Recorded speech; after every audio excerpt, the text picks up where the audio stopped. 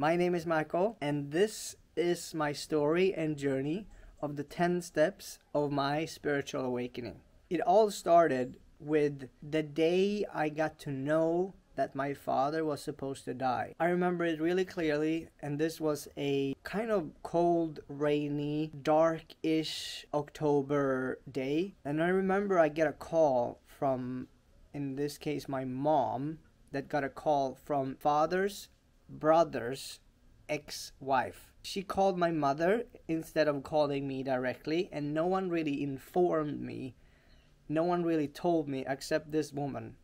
And she called my mom and she said that if Michael want to see his father one last time, it's like time right now. So we jump into a car and my mother basically says, well, we have to go to hospice. It's an hour of driving and he is really ill, and like if you want to see him the last time, we should go right now. Driving me, and I also was kind of like numb of the whole situation. I didn't really understand actually what was going on, even if I was told that he is about to pass. And at that moment, I think in this moment it really started something within me that I had no idea what was about to come, to be honest. I walk into this hospice, and when I open the door, it was like someone threw a baseball bat in my head. Completely shocked. And I got numb. I didn't know what to say. I just stood there and looked. And I felt like I disconnected even from my body. It was in such a shock where, is this really happening? Does this even, where am I? What is this? And then I saw him laying there, basically not much of him. It was like a skeleton almost. On this bed. He was not conscious. He did not speak. He did not move. And I didn't really know what to do, to be honest. Extremely confusing, because in my mind, the person that I looked up to the most, I guess, all of a sudden was not supposed to be there anymore. Even if we didn't have that good of a relationship. And subconsciously, I kind of knew that this was going to happen. I remember standing in the shower, visualizing, talking to other people and telling them that my father was dead way before this even happened.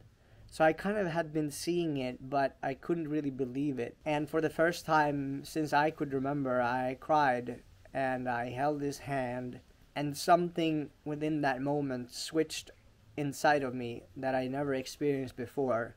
And this was the start of my whole journey that now has been going on ever since. This is 2012. But I didn't understand what tough of a situation that I would end up in and how fast it would come. I couldn't realize what I was into, because if I knew, I would kill myself or do something else.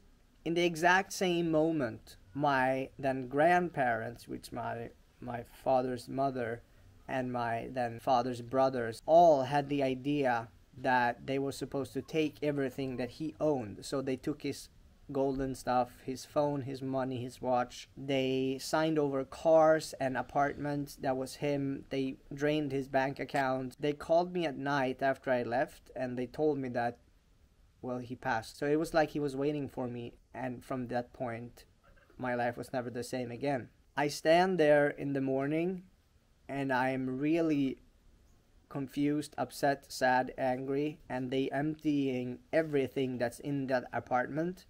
They took all of the stuff that they can get over.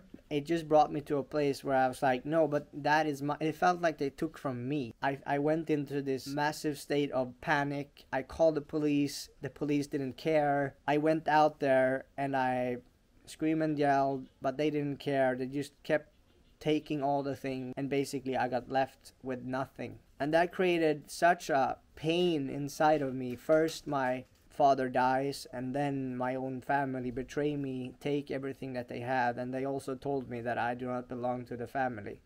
So I was first abandoned by him, and then I was abandoned how I saw it. That whole situation, that whole pain created such a revenge inside of me. And I decided that everything that they took from me, I'm gonna make 20 times more than they actually took from me. And that gave me an incredible amount of power and to taking action into something. And at the same time, I started my or I kind of like in this phase of like, should I start my company or not? So I did, and I took action, and I took huge amounts of actions. And in the bottom of my heart, I just wanted to show them that like, I don't fucking need you.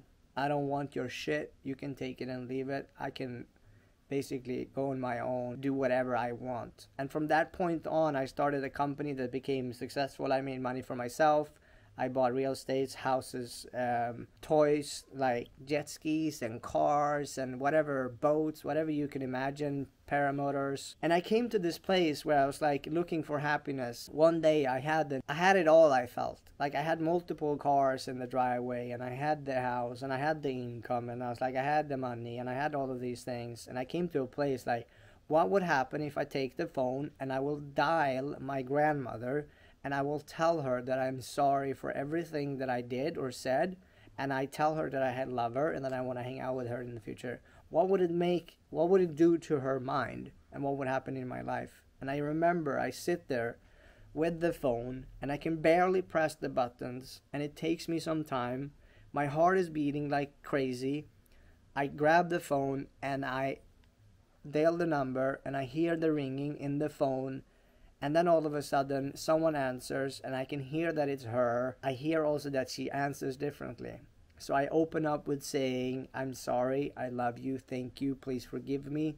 I hope that we can spend time in the future, and I'm sorry for everything that I did. The response to that was, I don't think so. I hang up, and I fall back into my bed. That thing that caused my heart to race like I was running a marathon was now gone, and I felt at that moment that I just wanted to sell my company. I was done with the company. I don't want to do it anymore, and I just want to get rid of everything in my life. And during this time, I met this woman that entered my life, and we were together for 7 years. And I thought I was like happily. In the beginning it was great, but then it turned into this massive arguing and fighting and really creating pain for me at the same time. I thought that everything that I wanted with the money and the things and the toys and everything, I thought that was the thing that would make me happy. I thought that was the, like, I'm set, now I'm here, now I'm like, but I came to understand that it was not at all what I wanted. It was just an idea, and all of that work and pain, and of course it made me some money and gave me some freedom, but in the end it was not what I was craving at all. That relationship made me start seeking, because I was in such pain in this relationship that I was like, should a relationship be like this? Should we have these problems? Should. And I started to seek. So when I had all of this stuff, I had this relationship. So I had this like beautiful woman that I thought would be like the woman. I had all this stuff, and I realized that I was like more miserable than ever. And at the same time, this happens with the relationship, with the father's death, the belief that I had everything that I really wanted. What happened was that my body started to communicate me in a way that I never experienced before. I had this chest, I felt like someone stood on me like an elephant. I had the beating on my heart, was like beating off. I know I went to the hospital for testing it, and they couldn't find anything. I was sweating on my hands and my feet, and I was cold. And as soon as I woke up in the morning, it's kind of like something turned on, and I was in this like mode where I like needed to run. And I also remember having memory issues, like running so much that I forgot things. And then people actually like, Michael, how are you? Like, are you okay? Like you just forgot this thing. And I was like, no, I'm fine. So all of these stuff came up at the same time, and I started to seek. I started to read books, and I watch YouTubes, and I talk to people, and I realized that it's like something is off and something really needs to change. Although I can't, like, I would die if I would continue the same way. So the fourth stage in this is the shedding stage, where I started to realize that my old life that I built, the mask that I worn, the business that I built, and everything that I kind of like created was created from a place of pain, really. I remember I woke up one morning and I said, you have to take decisions from a place of love and not anger and fear. I realized that the people that I had around me, the partner that I had, and the business that I had, and everything I created was completely wrong, and that brought me to a cliff, basically, where I would, if I jumped, I needed to leave that all over the place. So I started to basically push people away that I found that would not work for me in my life. And I pushed the people away first, and the last one was the relationship where it kind of like it needed to die and it needed to go. And then I sold off the company that I had. Last thing was selling the house and the apartments that I had. It was a really hard process because there was a lot of shame and judgment of like, oh, you don't like us now, and this has been haunting me for many, many years. Now I'm fine with it. But at that time, and I kept on going for many years, where I was like, oh, I left them, I betrayed them, I shouldn't have done this, and what do they think about me now, and now they talk about me, and blah, blah, blah, all of these things. And that's been really hard. I've been hard to sleep, and I remember this stuff, and I even sometimes things that I really wanted to do, I didn't do because I had this thing in my mind of like, what are they thinking about me now? Am I too much? What am I doing? I'm completely nuts or crazy for thinking all of these things and for this thing to happen in my life. So in this phase, it's all about, it had been about me creating safety to some way, and I found out that I was basically addicted to money, where I was using money as a measurement of safety. And when I did this, it was really hard to leave all of this stuff, and specifically the income of all the stuff that I created income from. In the bottom of my heart, I knew that I needed to leave everything.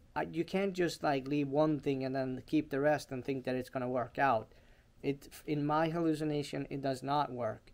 And I knew that even proper real estate, which you can have for the rest of your life, that will give you income, that also needed to go. And that was the last step in this, where I needed to fly. I needed to sell everything and just go for something new.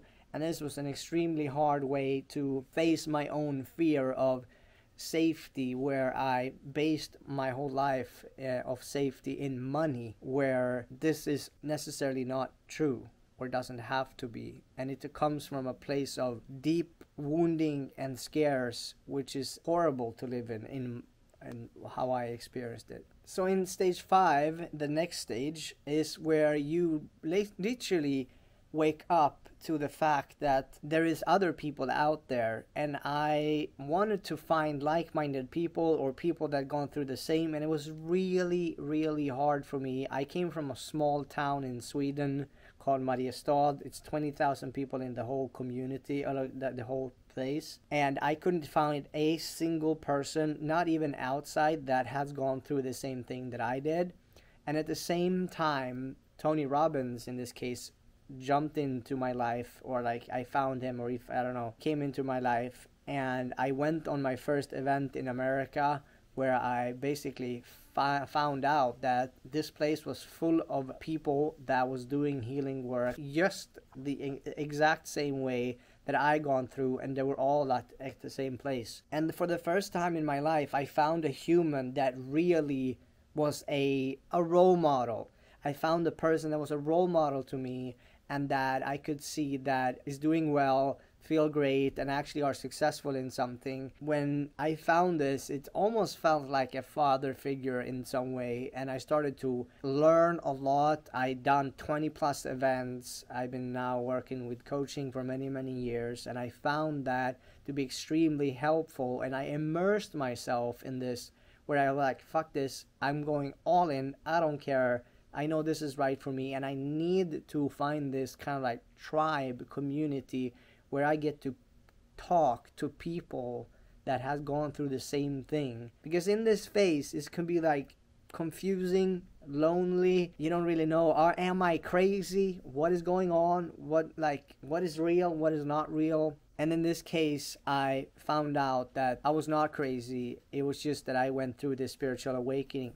That maybe you are, because you're watching this, and maybe you're going through this too. Comment down below if you're doing it. In the stage 6 of this spiritual awakening, it's all about basically jumping. It's leaving all of the old stuff and jump into the unknown to find a new place where you thrive, that is more authentic and truthful to you, where you actually enjoy. And to do this, you need to take the step out and literally just jump off the cliff and say, hey, I'm all in and I'm gonna make sure things happens to me. It comes from a place of curiosity, but also a lot of confusion. Like, who am I? What do I actually like? And it's all about testing new things, exploring what you want and don't want. For some reason, after doing a lot of testing in Sweden, and I couldn't really find out what was actually there for me in Sweden. I couldn't really find out what I wanted. I moved to Bali for a year and a half, and there I found a new sort of tribe, and I was like testing breath work, and I already been doing breath work, but I was like testing more things and looking at spirituality in a way that I have never seen before. And I can also live in a country that was all new to me. I needed to face that kind of reality that I was not used to. And I found people and places that was extremely healing. Because you remember I told you I had this problem with my body where I was like sweaty, and my cortisol levels and adrenals was like on max, and I was like so used to stress that I was like this, memory losses and constipation problem, and there was all of these kind of like physical symptoms. And the time in Bali was really like rest, rejuvenate, eat healthy, detoxing, exploring life, enjoying traveling around, swimming in the ocean, surfing, paragliding, having just like a child, having fun in a new way that I haven't done before. And that's where Bali came into my life, and I really was exploring things from a new point of view. So in the step 7, it's all about realizing that I've been basically addicted, and everything has been around trying to do and fixing myself, healing myself, and I couldn't work with anything else that was not directly focused on healing parts of myself. I tried to start company and like do things, but nothing really worked, and I was like, oh shit, I'm only talking about healing. I'm like completely immersed in this thing, and I realized that I went into a hole of this healing and addiction to the healing when I really wanted to go out there and experience life and be able to do different type of businesses and travels and experiences. But I was so extremely focused on the healing part and fixing myself because I came from the place of extreme pain. So that was step 7 and 8. And now in step 9, it's all about expression. Be authentic and come out and communicate. You feel you want to talk and speak and do and create in a new way where you haven't really done before. You want to test how it feels to be this new version of yourself where you can do the things that you really want to do, and maybe things that you are meant to do or meant and live after. The new version of you has been created through the whole process of all the other steps. Step number 10 is about you coming out as a person that is 100% true to yourself, and you realize that you had been addicted to certain behaviors and traits, and you break them and you get tangible changes within yourself where you maybe go into a relationship that is new to you, that actually you can do the work. Step number 10, it's all about you acting from a place where you do it from a place of joy rather than I was doing from a place of like revenge or anger, or I'm gonna prove to you, for example. Now it's more like, how can I find joy to do the things and create from a place and be authentic in that way where I truly like the life that I'm living. And here you might find new business ideas or new ways for you to evolve in a way you also feel empowered to make money from and build something, like really create something that grows, that you can continue building, and not just like in the testing phase I was talking about. Like there you just like test things and like, what do I really want? And it can be really confusing. But now it's like, oh, I want to have a base, and I want to do these things and I want to keep it growing, and you are more committed and it comes with ease instead of this like fighting mentality that's been before. Now things just comes, and there's a lot of gratitude and joy if, I would say, you do the work. If you like this is just my journey. Subscribe and follow. We also have another video that explains each step more in depth. This was just my personal journey that I've been through. So now if you're going through something that, like, I would have liked that if I could see this when I was in the beginning of it, there's more people out there that actually goes through the same thing. So if you're going through it, leave a comment and tell me where you're at.